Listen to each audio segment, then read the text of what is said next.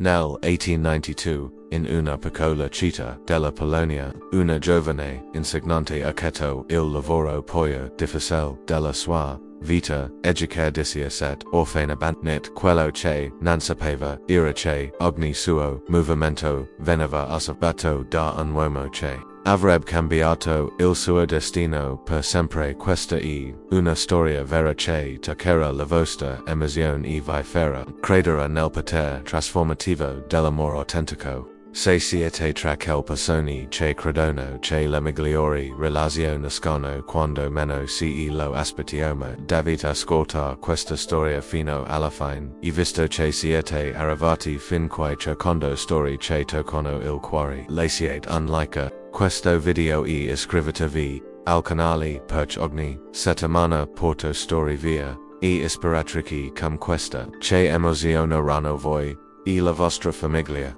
Credetemi, non verrete perdevin Amuna, Anna Kowalska aveva 24 anni quando decise che la sua vita doveva avere un significato più profondo, figlia di un falegname di Varsavia, si era formata presso la scuola normale femminile con il sogno di diventare un'educatrice, ma quando una terribile epidemia di colera portò via i suoi genitori nell'inverno del 1891, Anna si ritrovò completamente sola al mondo. Fu in quel momento di disperazione che vidi l'annuncio sul cui Warshawski cercassi insegnanti coraggiosa per orfanotrofio, 17 bambini bisignos, di educazione e amor materno elogio, evito finiti, rivolgersi a padre Wojciech Kowalczyk, Krasnik, provincia di Lublin. Krasnik era un nome che Anna non aveva mai sentito prima. Una piccola città agricola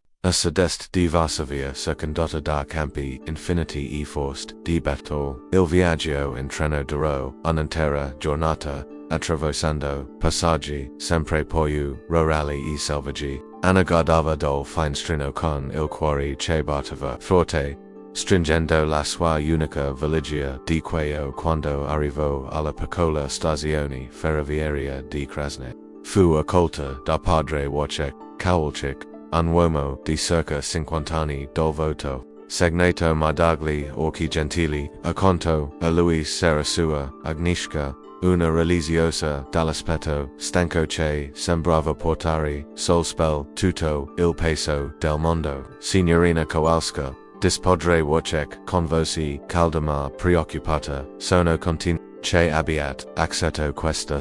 Devo però avvertirvi che quello che troverete non sarà facile. Queste bambine hanno vissuto tragedie che nessun essere umano dovrebbe mai affrontare. L'orfanotrofeo era ospitato in una vecchia dimora nobilia, un tempo magnifica ma ora fatiscente. Le sue stanze ampi e ci giovano di voci acute e posse che correvano sui pavimenti di legno consumato. Anna fu accompagnata al suo piccolo al secondo piano. Il secondo piano, una camera spartana ma pulita con una finestra che si affacciava sui campi. Quella prima notte, mentre il vento freddo faceva scricchiolare la imposta, Anna si al letto e pregò con tutto il cuore: Signori, utami e essa la madre che questa bambina hanno perso. Demi la forza di non deludere. Il giorno seguente Anna incontrò per la prima volta l'Odysseus et orfani che avrebbero cambiato la sua vita. Erano tutti diversi per età, carattere e storia, ma uniti da un dolore comune che si rifletteva nei loro occhi. Guarding high.kat arzyn. La più grande a 16 anni, era chiaramente la leader del gruppo, alta e snella, con lunghi capelli, biondi intrecciati, aveva lo sguardo fiero di chi aveva imparato a non fidarsi degli adulti, aveva perso i genitori in un incendio, e da allora proteggiva la più piccola come una sorella. Maggiore. Malgorzata e Magdalena erano gemelli di 12 anni, inseparabili e stranamente avevano sviluppato un linguaggio tutto loro fatto di sguardi e gesti, parlando solo tra di loro in suri. I loro genitori erano morti dtc, e loro si erano chiusi in un mondo fatto di due sole persone Sofia. 8 anni era la pia e la poi traumatizzata non parlava da 2 anni, da quando aveva visto I suoi genitori uccisi durante una rapina. Passava la giornata seduta in un angolo, abbracciando una bambola di pesa Lagora. Veronica 14 anni era del gruppo. Aveva imparato a leggere da sola e da verova, ogni libro che riusciva a trovare orfana di padre. Aveva perso la madre papato e si sentiva responsabile della sua morte. Jodviga 10 anni era l'artista, disegnava continuamente su ogni pezzo di carta che riusciva a trovare, creando mondi fantastici dove le famiglie erano sempre unite felici. I suoi genitori erano morti annegati nel fiume Vistola. Saranno poi altre 12 bambine, ognuna con la sua storia di dolore. Elgbieta, Barbara, Cristina, Teresa, Agnieszka, Dorota, Helena, Irena, Yanena, Lydia, Monica e Stanisława, tutra. I sei I 15 anni. Tutte che avevano perso troppo presto l'innocenza degli infanzia. Il primo giorno di lezione fu un disastro completo. Anna aveva preparato una lezione di grammatica polacca, ma si ritrovò di fronte a un muro di ostilità cortesina, incrocio le braccia e disse chiaramente: la alta insegnante sono durat al massimo una settimana. Quanto durerà lei?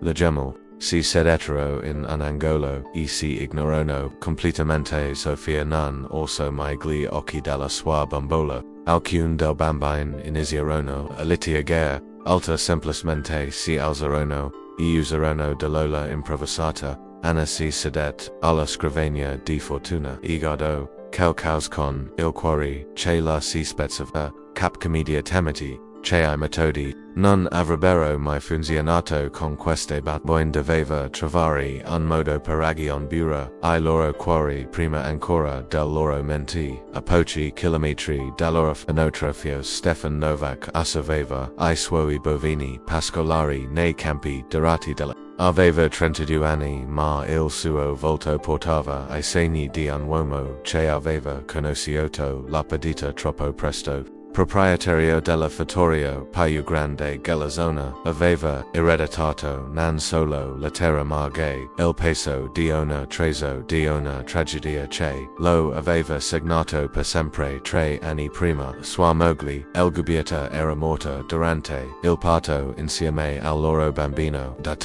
quel giorno Stefan si era chiuso in se stesso, dedicandosi completamente al lavoro e alla gestione della sua proprietà. La gente del posto lo rispettava per la sua generosità discreta. Era sempre il primo a aiutare chi era in difficoltà, ma nessuno riusciva davvero a conoscerlo. Joseph Baron, il suo capatasi, amico fidato, era l'unica persona con cui Stefan parlava veramente. Uomo di poche parole ma di grande saggezza, Joseph aveva notato come il suo padrone fosse diventato sempre più malinconico con il passare del tempo. Pan Stefan gli disse una mattina mentre controllavano il bestiame: un uomo non può vivere solo di lavoro, avet bisogno di qualcosa che vi ridia la gioia di vivere. Stefan scosse la testa guardando l'orizzonte dove si stagliava la sagoma dell'orfanotrofio. La gioia. Joseph, non credo che sia più per me.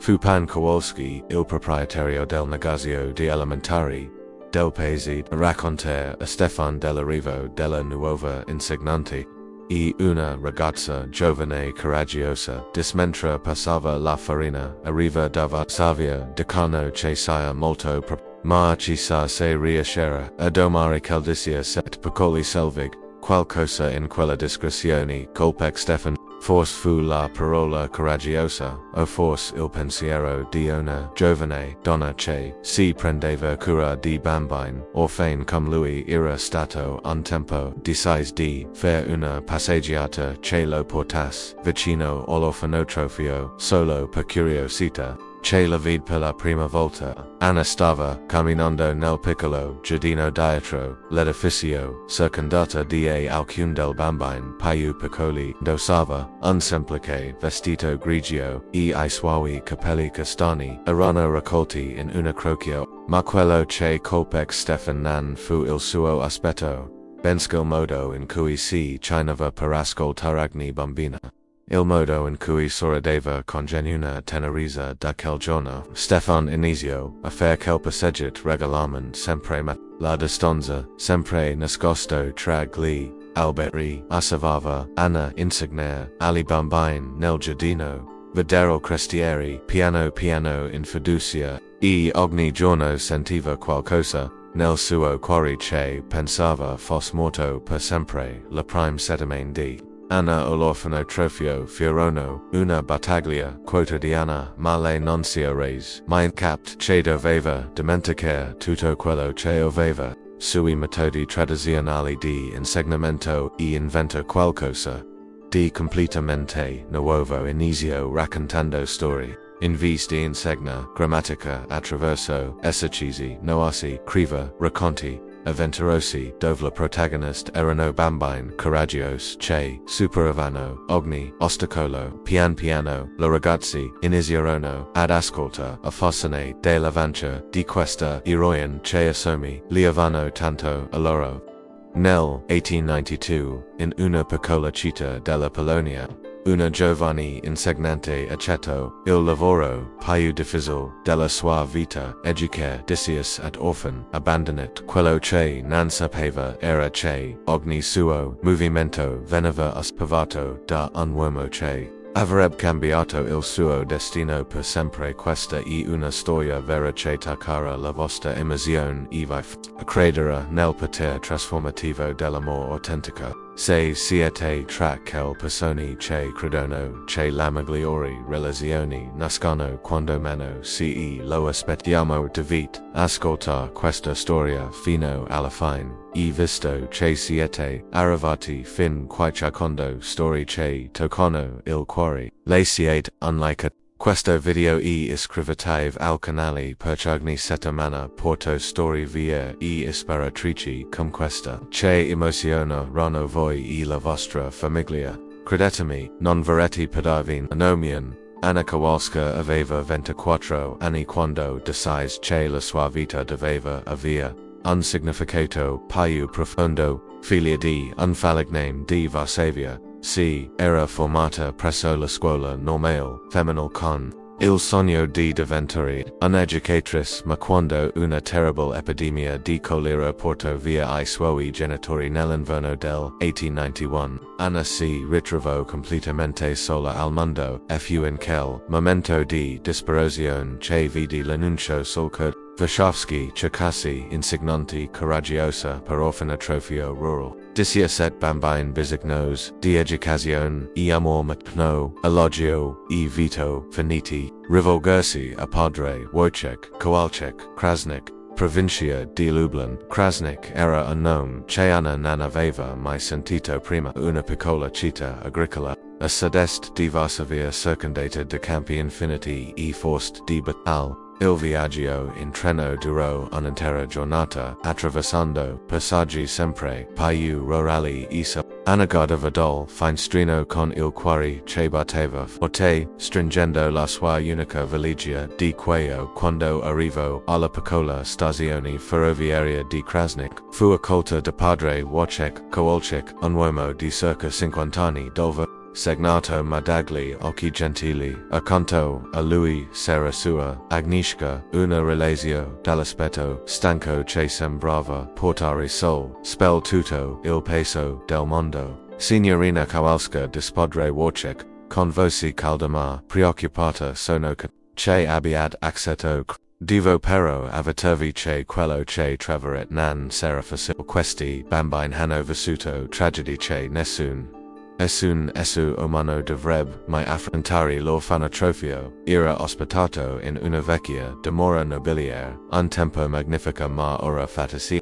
Lassù stanze ampi e giovano di voci acute e posi che caravano sui pavimenti di legno consumato. Ana fu a completa al suo piccolo al secondo piano, una camera spartana ma pulita con una finestra, che si affacciava sui campi quella prima notte mentre il vento freddo faceva scricchiare in post. Ana si inginocchio al letto e prago con tutto il cuore signore Utami asa la madre che queste bambine hanno perso demi la forza di non delude. Il giorno seguente Ana incontrò per la prima volta l'Odysseus et orfani che avrebbero cambiato la sua vita. Erano tutti diversi per carattere e storia, ma unite da un dolore comune che si rifletteva nei loro occhi carding high.katzyn.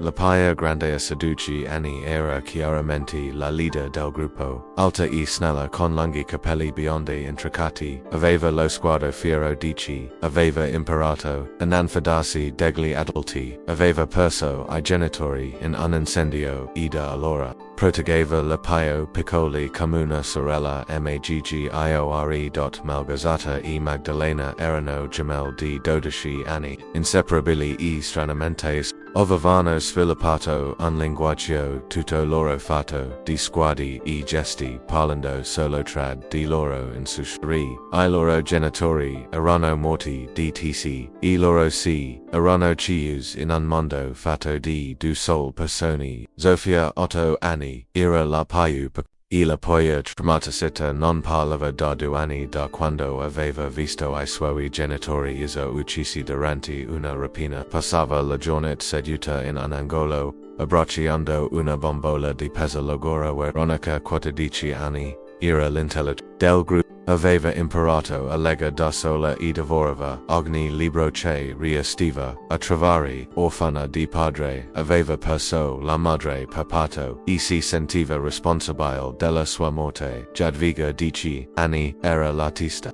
Disignava continuamente su ogni pedicata che riustiva a trovare creando mondi fantastici dove le famiglie erano sempre unite e felici. I suoi genitori erano morti, annegati nel fume vistola, saranno poi oltre 12 bambine ognuna con la sua storia di dolore. Beata, Barbara, Cristina, Teresa, Agnieszka, Dorota, Helena, Irena, Janina, Lydia, Monica e Stanislawa, tutte I 15 anni. Tutti che avevano perso troppo presto l'innocenza degli nfanzia. Il primo giorno di lezione fu un disastro completo. Anna aveva preparato una lezione di grammatica polacca, ma si ritrovò di fronte a un muro di ostilità contadina, incrocio le braccia, e disse chiaramente la alta insegnante. Sono durat al massimo una settimana quanto durata la lezione. Si sedettero in un angolo e si ignorarono completamente Zofia non also gli occhi dalla sua bambola. Alcuni del bambini iniziarono a litigare alta semplicemente, si alzarono e usarono dall'ola improvvisata. Anna si sedette alla scrivania di fortuna e guardò qualcosa con il cuore che la si spezzava. Capché immediatamente che I metodi non avrebbero mai funzionato con questi bambini. Doveva trovare un modo per aggiungere loro cuori prima ancora del loro menti. A pochi chilometri dalla fune trofeo, Stefan Novak assevava I suoi bovini pascolari nei campi dorati della. Aveva 32 anni, ma il suo volto portava I segni di un uomo che aveva conosciuto la perdita troppo presto. Proprietario della fattoria più grande della zona, aveva ereditato non solo la terra ma anche il peso di una tresoda che lo aveva segnato per sempre 3 anni prima. Sua moglie Elgabita era morta durante il parto insieme al loro bambino. Da quel giorno Stefan si era chiuso in se stesso dedicandosi completamente al lavoro e alla gestione della sua proprietà. La gente del posto lo rispettava per la sua generosità discreta. Era sempre il primo a aiutare chi era in difficoltà, ma nessuno riusciva davvero a conoscerlo. Joseph Baran, il suo capitas e amico fidato, era l'unica persona con cui Stefan parlava veramente. Uomo di pesce parole ma di grande saggezza Joseph aveva notato come il suo padrone fosse diventato sempre più melanconico con il passare del tempo. Pan Stefan gli disse una mattina mentre controllavano il bestiame, un uomo non può vivere solo di lavoro, avet bisogno di qualcosa, che viridia, la gioia di vivere. Stefan scosse la testa, guardando l'orizzonte, dove si stagliava la sagoma dell'orfanotrofio. La gioia, Joseph non credo che sia poi per me. Fu Pan Kowalski, il proprietario del negozio di alimentari del paese, a raccontare a Stefan dell'arrivo della nuova insegnante e una ragazza giovane coraggiosa mentre passava la farina arriva da Varsavia. Decano che sia molto macisa se riestira a domare Celdesius, piccoli selvig, qualcosa in quella descrizione colpec Stefan. Forse fu la parola coraggiosa, o forse il pensiero di una giovane donna che si prendeva cura di bambini orfani come Louis era stato un tempo decise di fare una passeggiata che lo portasse vicino all'orfanotrofio solo per curiosità. Fu così che la vidi per la prima volta. Anna stava camminando nel piccolo giardino dietro l'edificio, circondata da alcuni del bambini più piccoli. Indossava un semplice vestito grigio e I suoi capelli castani erano raccolti in una crocchio. Ma quello che colpic Stefan non fu il suo aspetto bensì il modo in cui si chinava per ascoltare ogni bambina. Il modo in cui sorrideva con genuina tenerezza da quel giorno. Stefan iniziò a fare quel passaggio regolarmente, sempre ma la distanza sempre nascosto tra gli alberi. Osservava Anna insegna agli bambini nel giardino, vedrò crescere piano piano in fiducia, e ogni giorno sentiva qualcosa nel suo cuore che pensava fosse morto per sempre. La prima settimana di Anna all'orfanotrofio furono una battaglia quotidiana, ma lei non si rese mai capche che doveva dimenticare tutto quello che aveva sui metodi tradizionali di insegnamento e inventa qualcosa di completamente nuovo. Inizio raccontando storie. In vez di insegnare grammatica, attraverso esercizi noosi, scriva racconti avventurosi dove la protagonista erano bambini coraggiosi che superavano ogni ostacolo. Pian piano la ragazzi iniziarono ad ascoltare o fascinate dell'avventura di questa eroine che assomigliavano tanto a loro.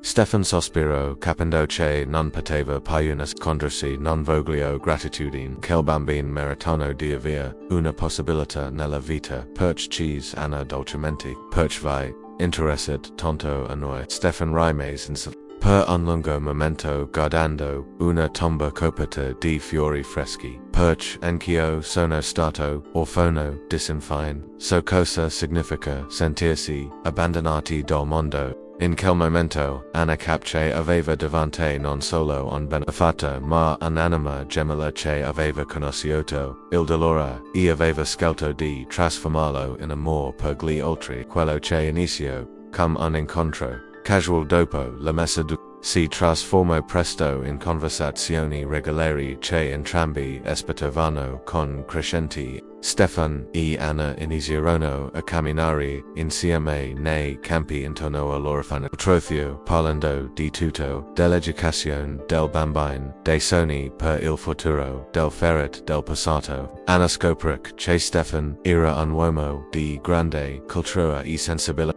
Nonostante il suo aspetto rustico aveva studiato agronomia all'Università di Cracovia e leggeva voracemente libri di filosofia e quando morì mia moglie la confessò una sera mentre camminavano al tramonto pensai che non avrei mai poi trovato una ragione per vivere ma va dire quello che fate con quel bambino mi ha fatto ricadere che la vita poi ha ancora avere un senso. Stefan a sua volta rimase affezionato della determinazione e della dolcezza di Anna, come fate a essere sempre così paziente con loro. Lucis, dopo aver assistito a una del su lesione nel giardino, perché vedo in Di loro la bambina che io risposana quando persi I miei genitori pensai che il mondo fosse finito. Poi capi che potevo seguire lastarmi distrugga dal dolore o usarlo per comprendere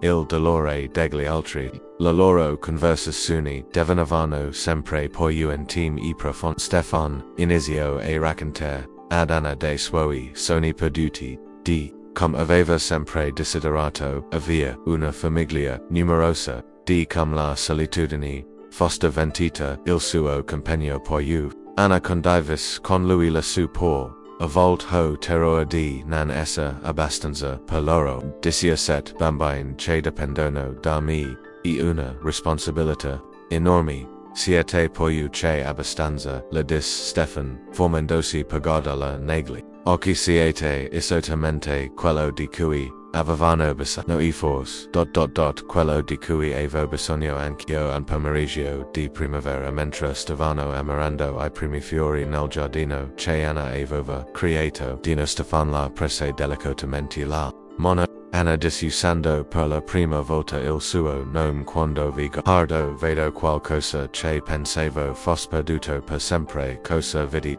lei con il cuore che batteva forte. Vedo la speranza, rispose lui. Vedo un futuro che vale la pena di vivere. Anna sente qualcosa dentro di lei si uglieva. Non era solo gratitudine quello che provava per Stefan. Era qualcosa di molto più profondo e spaventoso. Era amore puro e inaspettato. Anch'io vedo qualcosa in voi.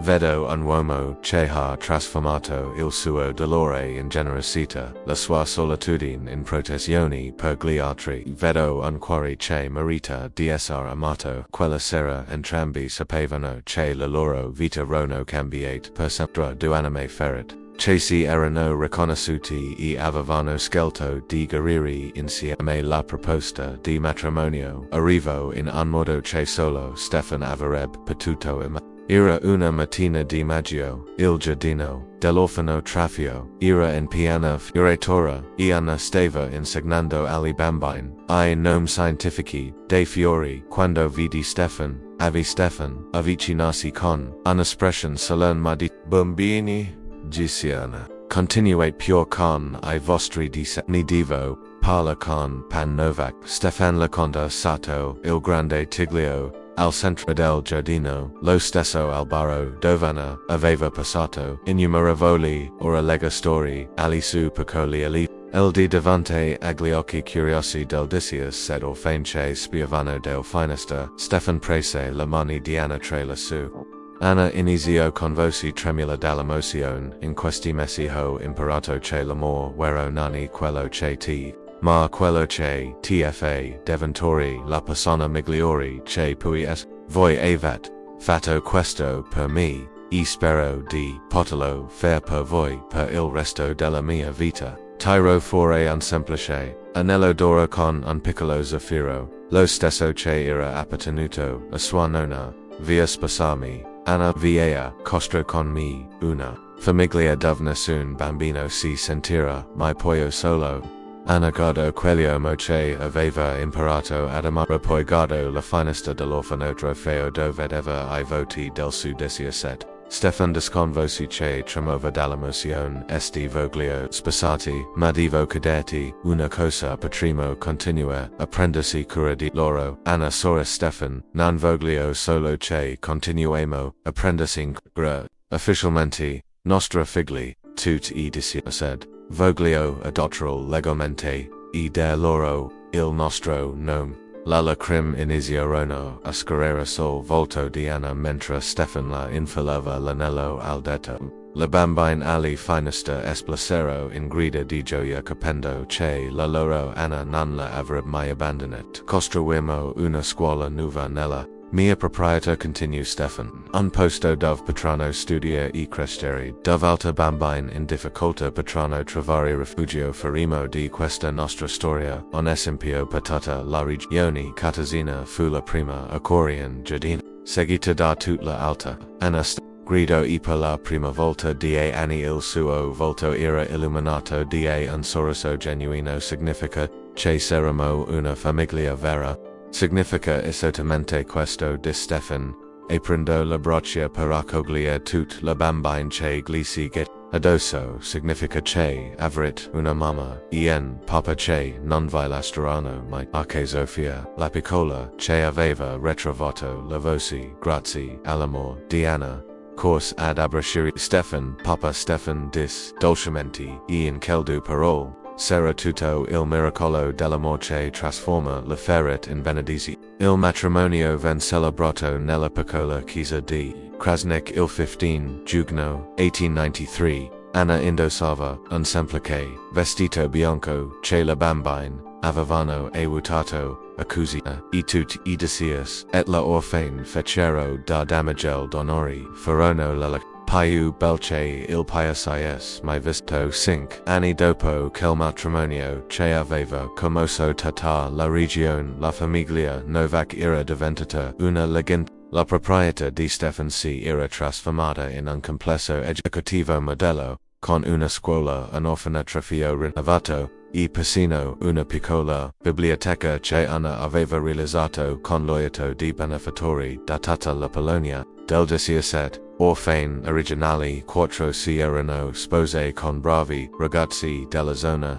3 erano diventate insegnante seguendo l'esempio di Anna, du studiavano per diventare infermiere, e la poi giovani stavano ancora completando la loro educazione nella scuola che Stefan e Anna avevano creato insieme. Anna e Stefan avevano avuto 3 figli propri, Stanisław, Katarzyna e il piccolo Wojciech, ma non avevano mai fatto differenza tra I loro figli biologici e quelli tutti portavano il nome Novak con orgoglio. Tutti si consideravano fratelli e sorelle di sangue. Katarzyna, la rebelle che era diventata la prima assistente di Anna, ora aveva 21 anni e dirigeva una sezione della scuola dedicata agli bambini più difficili. Anna mi ha insegnato che la rabbia può diventare forza, diceva spesso ai visitatori che venivano a studiare il loro met.